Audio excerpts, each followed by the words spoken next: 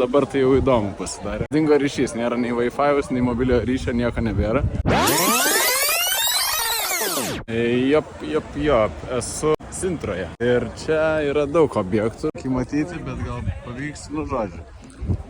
Maurų tenai pilis, čia dabar esu prie kitų rūmų, kurie labai yra populiarų. Bet esmė yra ta, kad dingo elektra. Dingo elektra visam Pirėnų pusiasaly.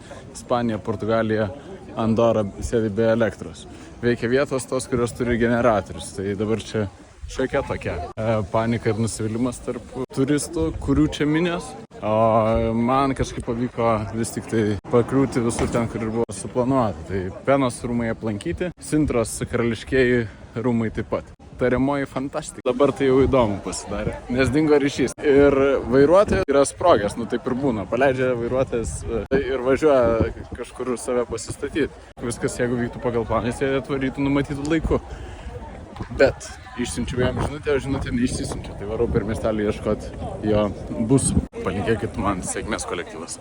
Trumpas update'as. Tai realiai 10 valandų buvom be elektros. Viskas veikia šiandien visiškai normaliai. Tai labai džiugu, kad nereikėjo sukti daugiau galvos, kaip naviguoti. Nors būtų iš tiesų visai įdomu naudotis tik tais žemėlapiais. Nuo Lisabonos iki Sintros 25 km žmonės neturėdami Google Maps nežino, į kurią pusę čia traukinių stotis, į kurią pusę Sintra, į kurią pusę Lisabona.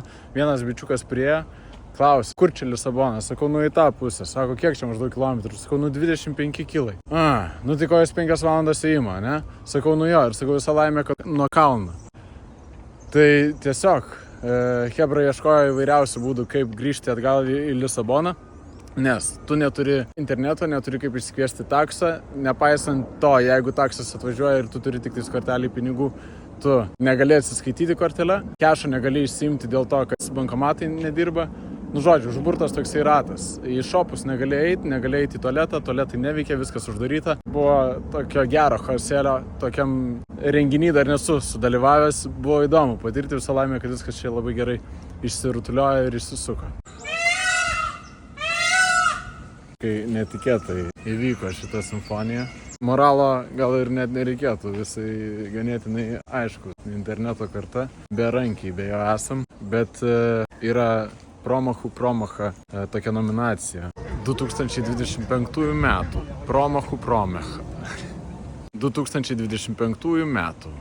Promacha pretenduoja tapti geležinkeliečiai, kurie nutarė streikuoti balandžio 28 dieną ir neišėjo į darbą. Jau kuo nenorėčiau būti to geležinkeliečiu. Skradžiai žemę aš.